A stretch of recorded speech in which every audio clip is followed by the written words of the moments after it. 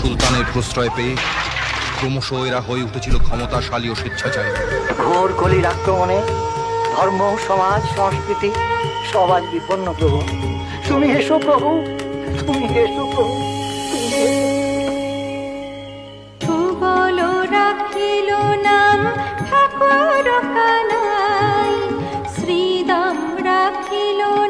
আমার প্রথম উপার্জনের আশা, এর প্রতিষ্ঠার দায় দায়িত্ব আমাকেই নিতে হবে।